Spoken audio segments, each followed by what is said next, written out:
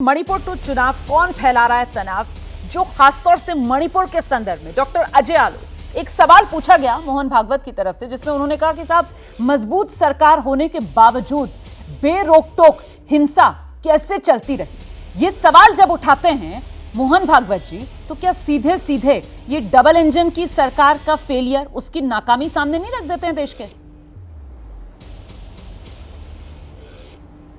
मैं बिल्कुल ऐसा नहीं मानता हूं कि ये सवाल जब उठता है तो डबल इंजन की फेलियर, सरकार की फेलियर या नाकामी होती है, क्योंकि अगर फेलियर या नाकामी होती तो हिंसा आज कंट्रोल में नहीं आती।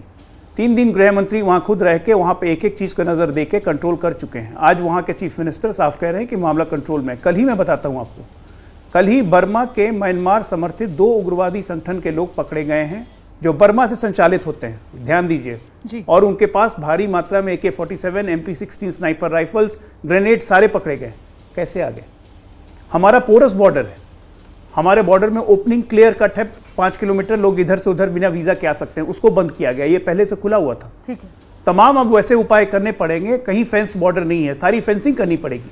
और इसमें विदेशी शक्तियों का हाथ है, क्योंकि वो चाहते हैं कि भारत अस्थिर हो। भारत की अस्थिरता में विदेशियों को फायदा होगा, और हमारे देश में कुछ बैठे हुए विदेश की शक्तियां हैं जो उन विदेशियों के साथ मिली हुई हैं, जो अस्थिरता फैलाने के लिए लगातार काम कर रही हैं। आपके न्यूज चैनल ने कितनी बार रिपोर्ट चलाई कि बर्मा का बॉर्डर कैसे है, खुलेआम 1-1 घंटे की न्यूज कवरेज दिखाई कि कैसे लोग इन्फिल्ट्रेट कर रहे हैं, कैसे वहां ड्रग ट्रैफिकिंग हो रही है। ये तमाम इश्यूज हैं कि विदेशी ताकतें कैसे चाहती हैं। और दुर्भाग्य है रोमाना जी, इस विदेशी ताकतों का साथ देने के लिए हमारे घर ही में कुछ लोग जयचंद की भूमिका में हैं, जो जॉर्ज सोरोस से खुलेआम पैसे लेते हैं और दिखाते हैं कि हम कितने बड़े देशभक्त हैं, और मोहब्बत की दुकान खोलते हुए घूमते फिरते। जवाब ले लेते हैं। 80-20 की बात हो रही थी, 80-20। बड़ा आलोक शर्मा जी ने कहा 80-20 नहीं, 80-20 की एक बात खत्म कर दूं। इन्होंने कहा 80-20 की बात करते हैं खुलेआम। अरे हम तो वो पार्टी हैं जो -20 से शुरू करते हैं और उसके बाद बहुमत लाते हैं। आप तो 20 को पॉकेट में रख के देश का नुकसान करते रहे। सबको बांट के देश को जोड़ने का काम कब किया आपने? कितने टुकड़े कर दिए आपने देश के? ठीक है। आलोक जी आइए, जवाब दीजिए। मैं टुकड़े से ही शुरू कर देता हूं। इन्होंने तो दूसरे दलों के टुकड़े कर दिए अपनी सरकार बनाने के चक्कर में। 50-50 खोखे देते हैं, MLA देश की बात कीजिए, देश की। वापस आता हूं। आज 2-3 सवाल हैं। अरे भाई सुनिए ना, मैं ये सरकारें पाकिस्तान में नहीं बनाई, आपने देश में ही बनाई है। मुद्दे की बात यह है कि मणिपुर के ऊपर विदेशी ताकतों का हाथ रहा तो ये गलती किसकी है? नवाज शरीफ की तो है नहीं, इसी सरकार की गलती होगी या पंडित जवाहरलाल नेहरू की गलती है? मुझे लगता है कि आज मोहन भागवत जी ने पूरी तरह से सरकार को कटघरे में खड़ा किया है। अगर वहां पर डिवाइड एंड रूल, अगर नागा और कुकी आपस में लड़े या तमाम दूसरे समुदाय आपस में लड़े, तो डबल इंजन की सरकार क्या सर दिल्ली में बैठकर पकौड़े तल रही थी?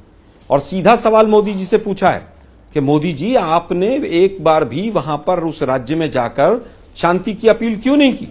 इजराइल की तो चिंता हो जाती है आपको, 2 घंटे के अंदर अंदर ट्वीट आ जाता है खटाखट। फ्रांस में एक आतंकी घटना हो, 5 लोग मरे तो खटाखट मोदी जी वहां पर ट्वीट कर देते हैं। मणिपुर के ऊपर आपको 88 दिन क्यों लगे? 88 दिन के बाद ये सरकार क्यों जागी? और वो भी जब चाणक्य वहां पर 3 दिन रहे और उनको ये नहीं पता चला कि 2 महिलाओं को वहां पर निर्वस्त्र करके घुमाया गया, सैकड़ों लोग मर गए और ये सरकार सोती रही। मोहन भागवत जी ने कहा है कि सरकार जागो तुम, लेकिन ये जागने को तैयार नहीं। और पूरा देश जानता है कि रेडिकलाइजेशन 2014 के बाद घटा है या बढ़ा है। हिंदू मुसलमान करना हो तो ये चांद पर जाएंगे, वहां पर भी मौका नहीं चुकेंगे। NRC हो, CA हो, कोरोना हो, फिलिस्तीन इजराइल का मुद्दा, कोई मुद्दा नहीं छोड़ेंगे ये। केवल इनको डिवाइड एंड रूल जो अंग्रेजों से सीखा था वो आता है। ये कहते हैं साहब आप जो है कास्ट सेंसस की बात करते हैं। हम तो कह रहे हैं कि हम caste census, social, economic, educational development की बात भी कर रहे हैं। लेकिन जिस समय पर VP सिंह की सरकार थी और OBC का रिजर्वेशन लागू हुआ, उस समय पर क्या बीजेपी ने जो साथ दिया था वो समाज को बांटने के लिए दिया था? आज पूरा समाज, पूरा देश इनकी तमाम हरकतों को समझ चुका है कि डिवाइड एंड रूल करो, ऊटपटांग भाषण दो, और उससे फायदा किसको होता? केवल सत्ताधारी पार्टी को। महंगाई, बेरोजगारी, तमाम मुद्दों से भटकाओ, किसका फंड कहां से आ गया, ये सब बेकार की बातें हैं। PM केयर्स फंड की जांच करवा लीजिए, चीन से किस किस समूह का पैसा आया है, सबको पता चल जाएगा। लेकिन आज बहुत इंपॉर्टेंट चीज 2 सामने आई है कि जो लोग डिवाइड एंड रूल करते हैं वो सत्ता में बैठे हुए हैं, और मोहन भागवत जी, उनको कहिए कि वो चुप रहें। मोहन भागवत जी, अगर आपके अंदर थोड़ी सी भी नैतिकता है तो कहिए रमेश विधूड़ी को कल ही सस्पेंड किया जाए। ये जो खेल है ना, 1 महीने का नोटिस, 2 महीने का नोटिस, फिर जवाब आएगा, ये सब नौटंकी बंद कीजिए।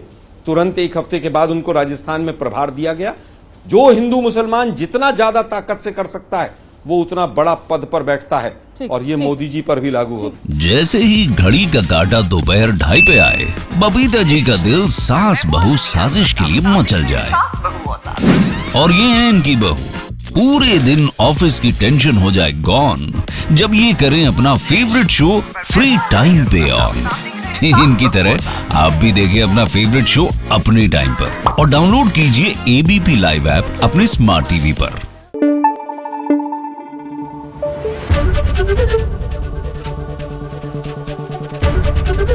एबीपी न्यूज आपको रखे आगे।